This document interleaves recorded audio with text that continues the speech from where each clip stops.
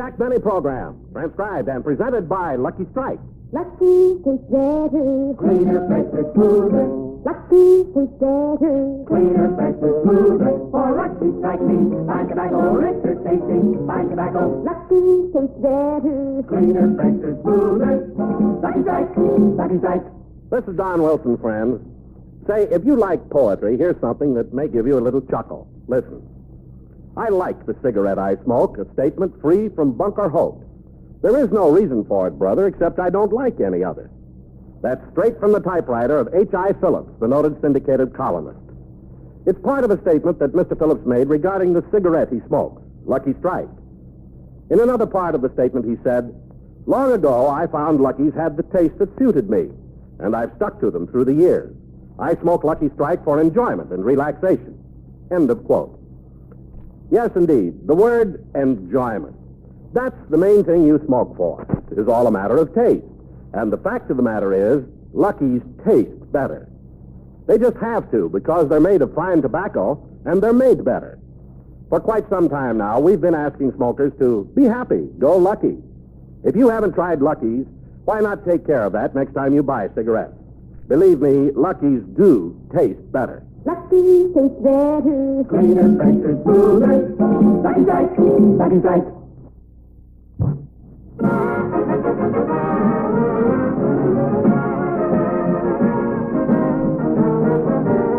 The Lucky Strike program starring Jack Benny with Mary Livingston, Rochester, NSA, Bob Crosby, and yours truly, Don Wilson.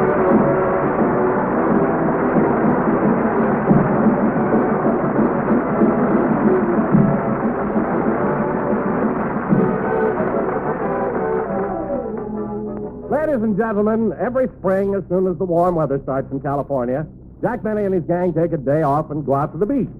As we look in on Jack's home, he and Rochester are preparing for this annual picnic. Rochester, have you got everything? I think so, boss. Towels, bathing caps, suntan oil? Uh-huh. Did you pack enough lunch? I put in some sandwiches, potato salad, pickles, celery, olives, and 60 hard-boiled eggs. 60? How come we've got so many hard-boiled eggs? Don't you remember you were faster than any of the kids on Easter morning? Oh, yes. I guess I was pretty lucky. Now, Rochester, I wonder if we could fill the thermos bottle with orangeade or lemonade. I'd suggest lemonade. That'll mix with anything. Look, we're just going to have soft drinks. If I take a long soft drink, it's not going to be used as a mixer. If not? No. Okay, but when the musicians find out it's just plain lemonade, you're going to have another riot in Cell Block 11.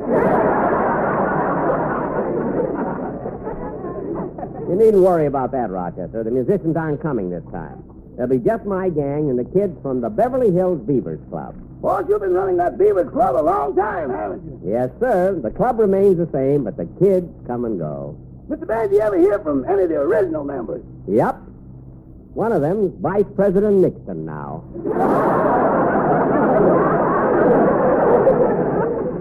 I remember in Washington, I must look him up. He left owing 15 cents in dues. Now, Rochester, I want to take along my swim fins and diving mask so I can practice spear fishing. Maybe you'd like to try it out this afternoon. No, thanks. I don't want to go down there. I might run into a shark or an octopus. You mean if you had your knife and your spear, you'd still be afraid of an octopus? Yes, sir. Why? Boss, there's something romantic about having two arms around you, but the mood changes as the number increases.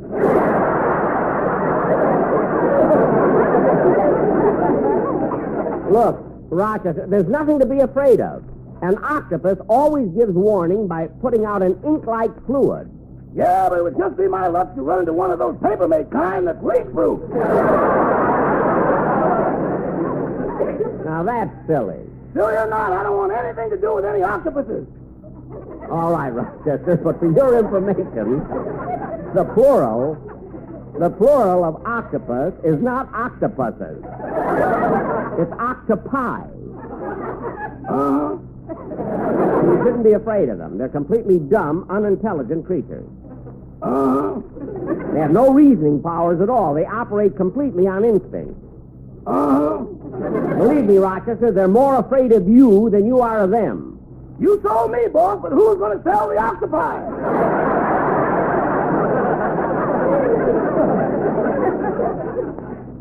You ever have octopi a la mode?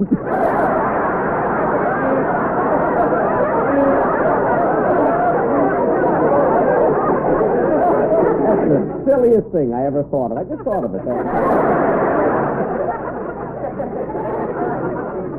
Look, Rochester, forget it. You finish the packing. I'm going to call Bob Crosby and see if he's ready to go to the picnic. I don't know why I bothered to tell Rochester that the plural of octopus is octopi. He isn't going to hang around for more than one anyway.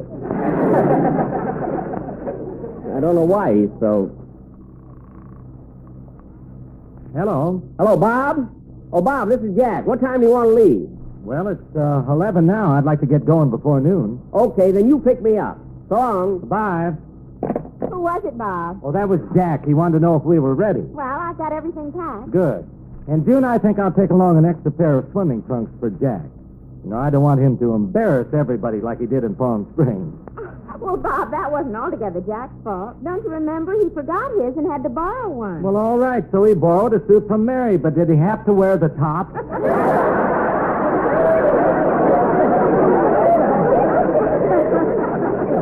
Yeah. Didn't he look silly? And not only that, honey, but you should have heard him trying to explain his tan to the boys in the steam room.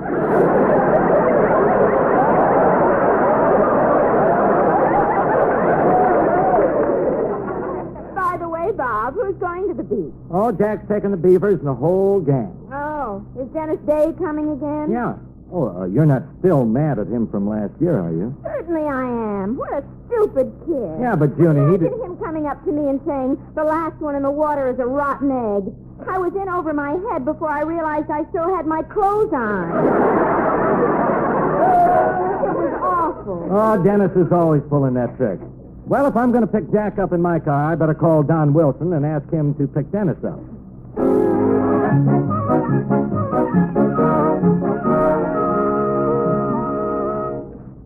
Oh, Donald, Bob Crosby just called.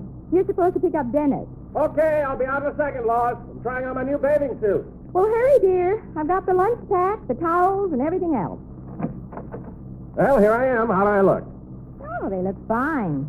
Turn around. Okay. These are Catalina swim trunks. I know. From the back, you look like Avalon.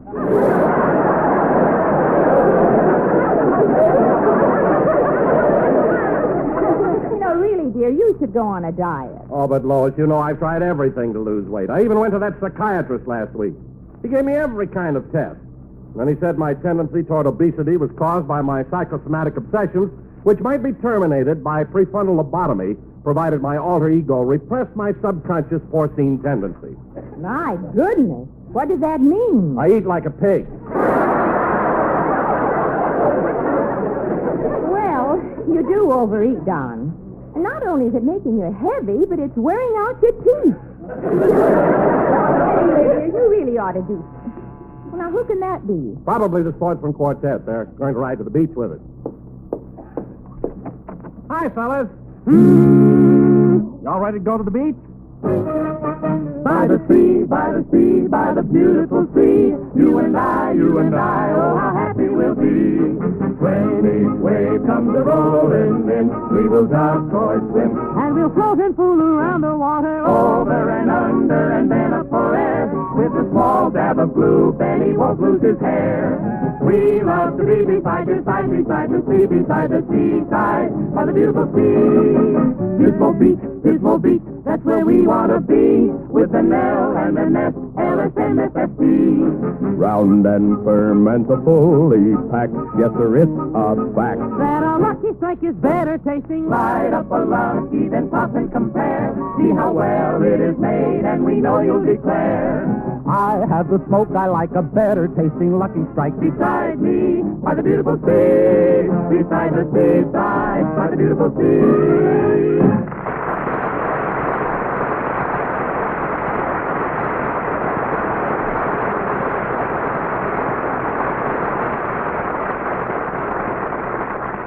Rochester, carry all the stuff out in front of the house so we'll be ready as soon as Bob Crosby comes by. Okay. By the way, Mr. Benny, you know you said I could have tonight off. And I'd like to go to the movies. That's right. What about it? Well, yesterday was payday and you forgot to pay me. Oh, that's right. I'm sorry about that, Rochester. I'll write you out a check right now. You think they can cash it at the movie? Boss, they can cash my check at the popcorn stand.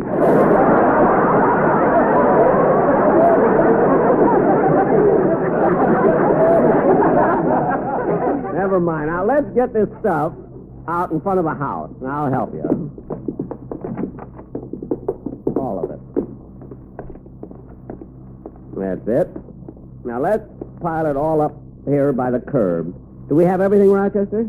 Let's see what's here. The thermos jug, lunch basket, plate, towels, extra bathing suit. Then we got the bathing caps, the swim fin, surfboard, beach umbrella. Portable stove, coffee pot, and beach chairs. Yeah. It makes quite a pile here on the sidewalk. Mr. Benny, they're evicting you. Why, Mr. Kitzel!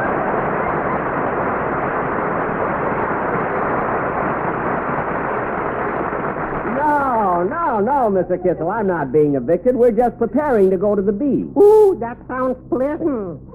Yeah, why don't you join us? Oh, this I'd love to do, but I'm on my way to the baseball game, and I'd rather watch a baseball game than anything else. Oh, I didn't know you were a baseball fan. A fan? I used to play professionally. No kidding. What position did you play? Pitcher. I was known as Christy Kitzel. Well, so you were a baseball pitcher. You know, I'm surprised you never heard of me. In my last game, I established a record. I pitched a no-hitter. A no-hitter? Yes. Gosh, that's wonderful.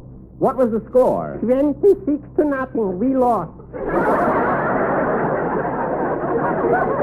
You lost, but Mr. Kitzel, you said you pitched a no-hitter. I did, but who did I walk them?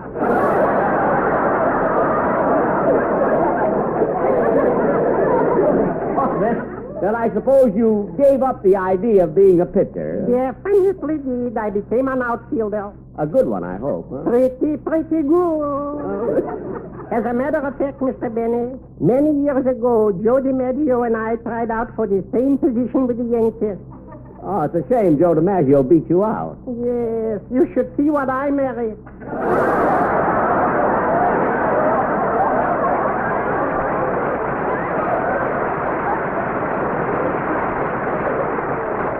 Say, by the way, Mr. Kitzel, you mentioned your wife so many times, and yet you've never told me her name. What is your wife's name? Marilyn, but there the resemblance ends.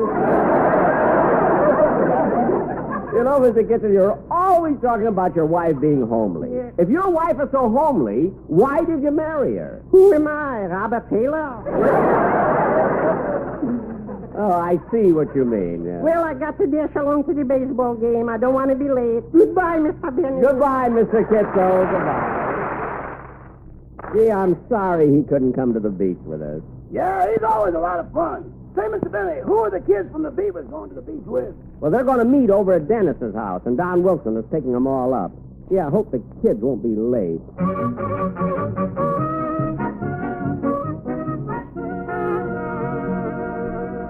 Come on, fellas, let's hurry. Yeah, I don't want to be late on my first outing with the Beavers. Don't worry, Tiger, we won't. Gosh, it was awful nice of Mr. Benny to plan his day at the beach for us. Yeah, we're lucky kids. Having a great man like Mr. Benny coaches. He's a champion at everything. Maybe today at the beach he'll teach me to swim. Is Mr. Benny a good swimmer? He's the best swimmer in the whole world. He told us he even swam in English Channel.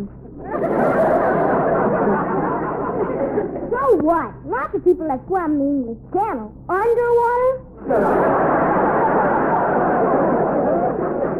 Did Mr. Benny tell you that? Sure, he told us lots of things. Like during his college days when he was at Yale. He defeated the entire Harvard swimming team all by himself. Gee, if he was that good when he was young, why didn't he get on our Olympic team? I don't know. I guess they just didn't have Olympics in those days.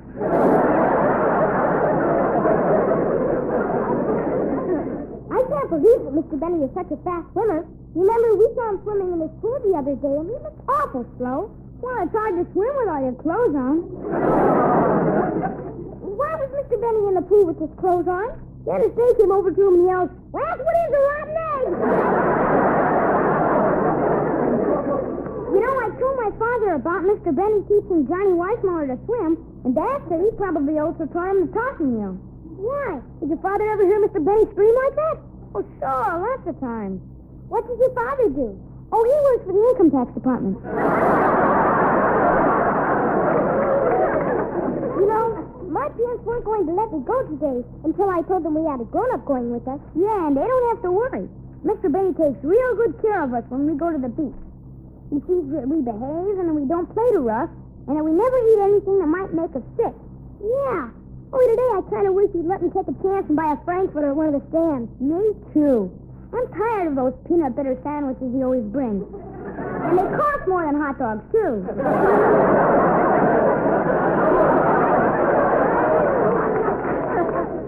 Yeah. Maybe we better walk a little faster. We don't want to be late getting to Dennis Day's house.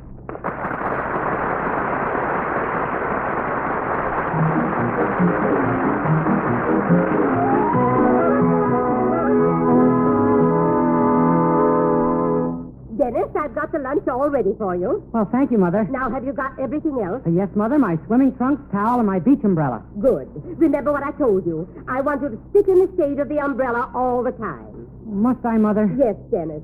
Enough people are saying you've been out in the sun too long already.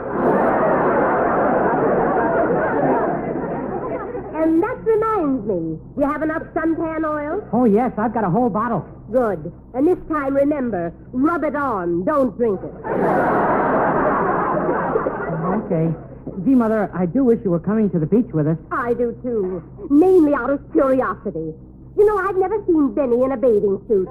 He must be awfully thin. Yeah, when he puts on a bathing cap, he looks like a plumber's friend.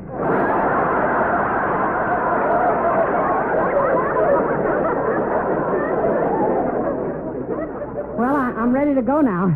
You know, Mother, I remember once you and Dad took me to the beach when I was a little boy. Remember the fun we had? Uh-huh. And remember the games we played? Yes. Remember how we buried you in the sand? Yeah, and the next day the cop made you come back and dig me up again. Yes. That's how the expression first started. Oh, what expression? Dig that crazy kid. Look, Dennis. You still have some time before Don Wilson gets here. Why don't you sing a song for me? All right, Mother. I'll do the one I'm going to do on Mr. Benny's show next Sunday.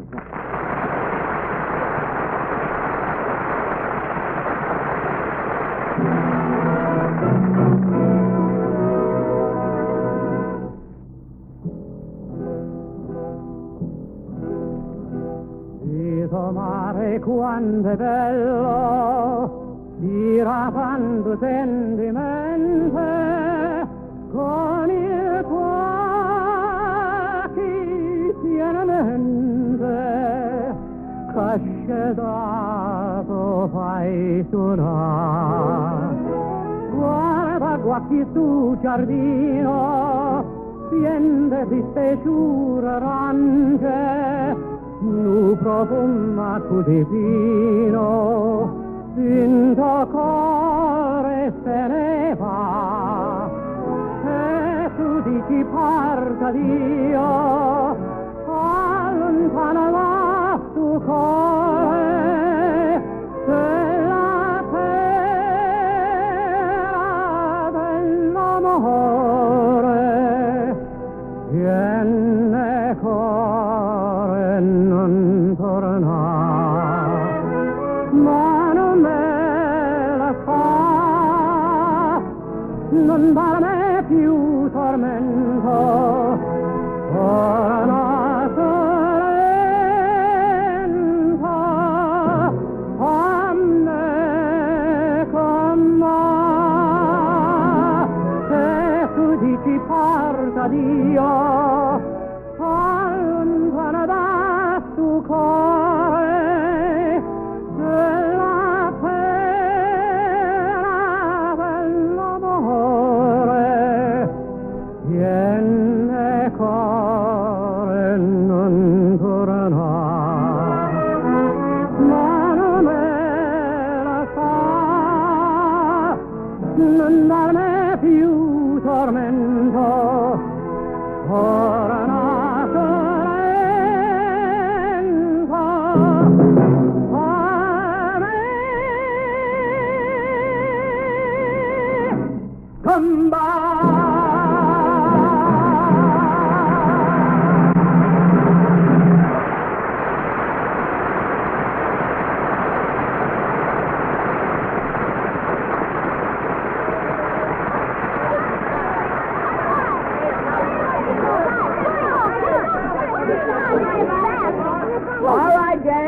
kids. All right, everybody. Another 5 minutes in the water, and then we'll all have to come out. Yeah, we ought to build a fire before it gets too dark. Hey, what a clear day. You can see all the way out to Catalina. There's Avalon. That's Don Wilson. Don, don't float out too far. I won't. Gee, Mr. Benny, this picnic is real fun. Only you should have invited more girls. Well, who, for instance? Well, the 2 CBS telephone operators. Gee, I didn't think of them. No, they came along last year. They're real fun, too. Especially that Mabel Flapsaddle. Yeah. Yeah, every time you threw that stick in the water, she'd bring it back in her teeth. Yeah, and the money she'd save on towels. She'd always shake herself dry. All right, now. Come on, everybody. Out of the water. Out of the water, everybody. Oh, boy, let's start a fire. Let's start a fire. I'm hungry. I brought a ball and bat. Why don't we play some baseball first to dry off? Hey, that's a good idea. Now, the Beavers and I will play baseball. I'll play against the rest of you guys. Okay, we'll be up first. Junie, you be the umpire. Okay, Bob. All right, Beavers. Get out in the field. I'll pitch. I'll bat first. I'm ready, Jack. Come on, Mr. Benny. Put it right over the plate. Okay, here goes. Ball 1. Come on, Mr. Benny. Put it right over the plate.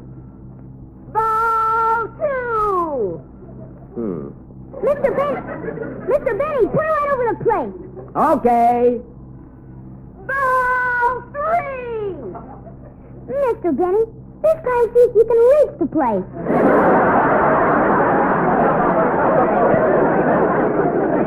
Don't worry, Harry. I'm just warming up.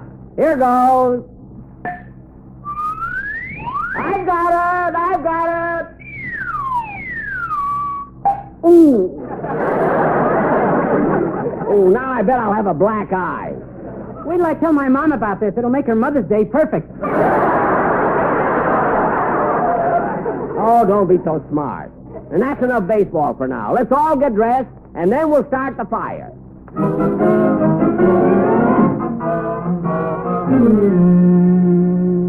Okay, everybody bring all that driftwood here and pile it in the center. Now, I'll start the fire. I got the matches. Hey, but Jack, we just got wood, no paper to start it with. That's right. Look around for some paper, kid. Hey, we can start it with this. I just found some dry seaweed. Dennis, give me that. It clipped off my head.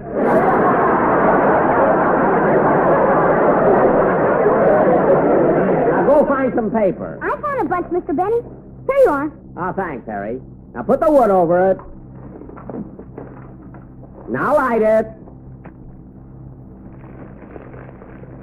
Boy, the fire will be going in just a few minutes, so get your marshmallows ready. Hey, wait a minute, fellas. Who's this man coming toward us? Where? Oh, yeah. Well, what's going on here? Are you fellas having a picnic?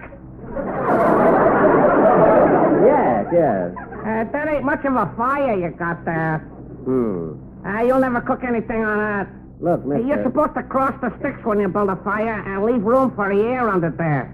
Look, don't tell me how to build a fire. I used to be a Boy Scout. With that seaweed on your head, you look like Father Neptune.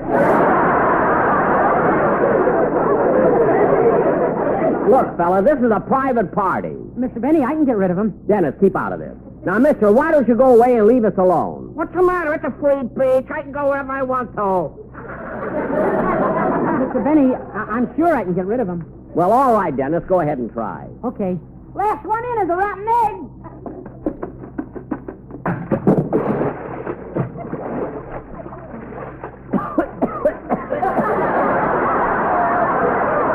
Doggone, I fell for it again.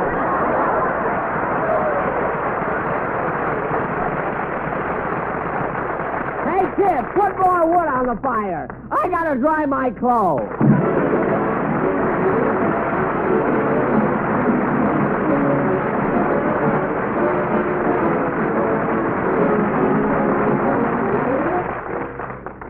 Ladies and gentlemen, 90% of all forest fires each year are man-caused. A campfire that is almost out, a lighted match or cigarette that is tossed away, could burst into hungry flames and destroy millions of acres of vitally needed timberland. So when you're in the country, be absolutely sure you put out every fire, every match, every cigarette completely out. Remember, only you can prevent forest fires. Thank you.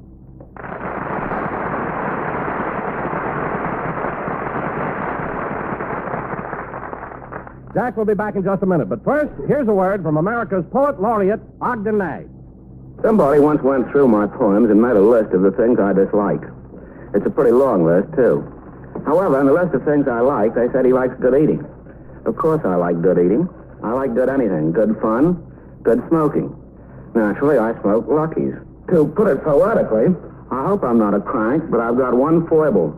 I don't enjoy anything unless it's enjoyable. I'm pernickety about what I like, and for 30 years, I've smoked Lucky Strike. Thanks, Ogden Nash. There's more truth to that than poetry.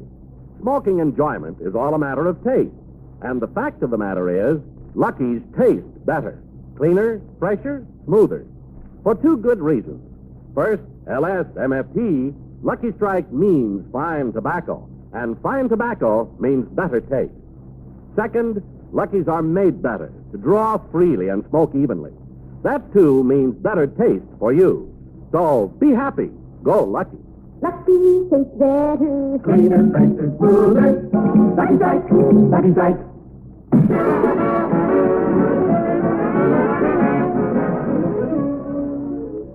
Well, ladies and gentlemen, that concludes another program. And we'll be... Now, there's the phone. Excuse me. Hello? Oh, hello, Mary. Oh, you heard from your mother? Oh, she got the flowers I wired her yesterday for Mother's Day. Good. Was she surprised when the Western Union boy brought them to the door? Oh, she's the Western Union boy.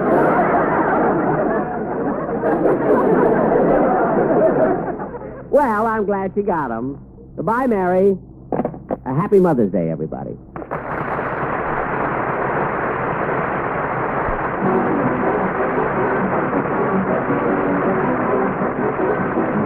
The Jack Benny program is written by Sam Perrin, Milt Josephsberg, George Balzer, John Tackerberry, Al Gordon, Hal Goldman, and produced and transcribed by Hilliard Mark. The Jack Benny program is brought to you by Lucky Strike, product of the American Tobacco Company, America's leading manufacturer of cigarettes. Stay tuned for Amos and Andy over the CBS Radio Network. KNX, AM and FM Los Angeles.